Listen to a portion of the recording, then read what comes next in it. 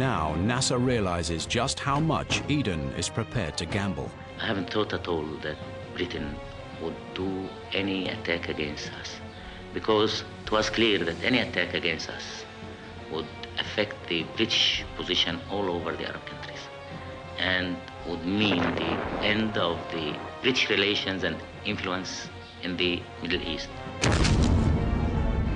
As the bombs fall, a frightened Egyptian population rush to join civilian militias. Most of us, the young people, decided that we're going to defend the country.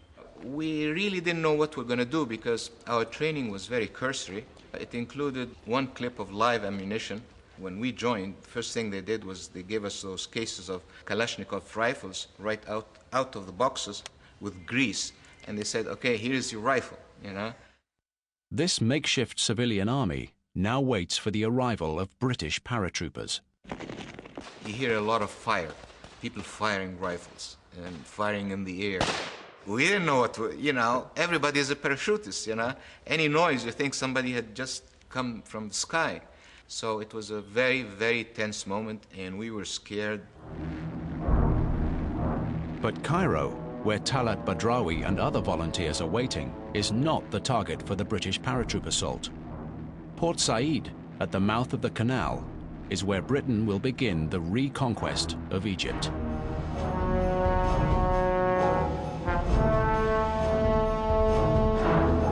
After 5 days of aerial bombardment, 668 British paratroopers land in Port Said. The city quickly finds itself under occupation, but its population is determined not to give Eden the easy victory he has anticipated. And then they landed. The British landed in Port Said. So of course we wanted to wipe them out. All the people have arms and guns and machine guns.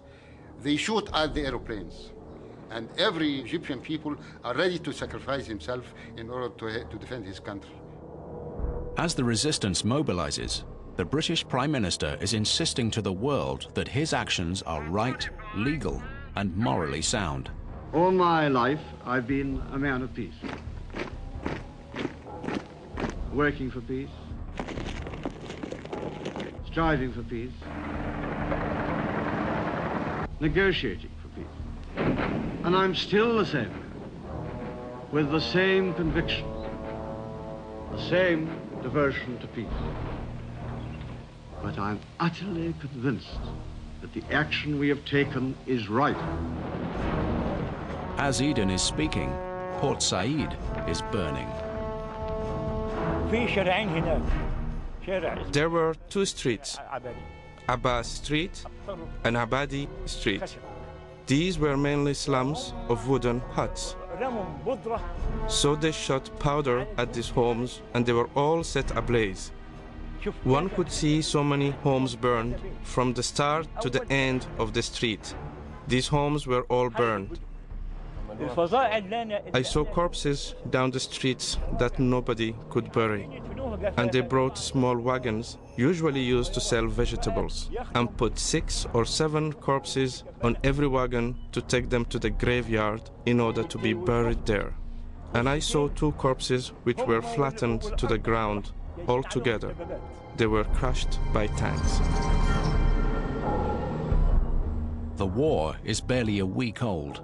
Hundreds of Egyptian civilians have already been killed in the bombing campaign, and more die in the street fighting that follows.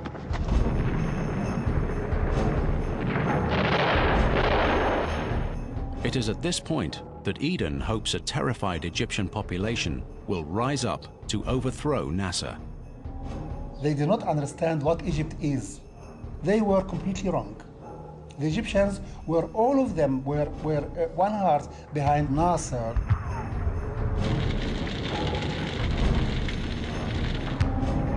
When they feel a foreign threat, the people come together. And this is what happened exactly.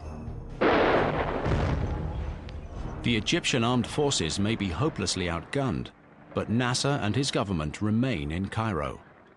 Plans are made to begin a guerrilla war should the army be overwhelmed. A popular army to fight in the canals, in the streets, in the countryside, in the port. We were hiding arms all over the villages, everywhere in Egypt, so that even if the troops, they came to invade Egypt, we will fight, we will resist. And to prevent the British taking the canal, Nasser orders ships to be sunk and the canal blocked. Eden's invasion has succeeded in obstructing the very waterway he is trying to save. And that isn't the Prime Minister's only miscalculation. The Suez crisis suddenly increases the temperature of the Cold War.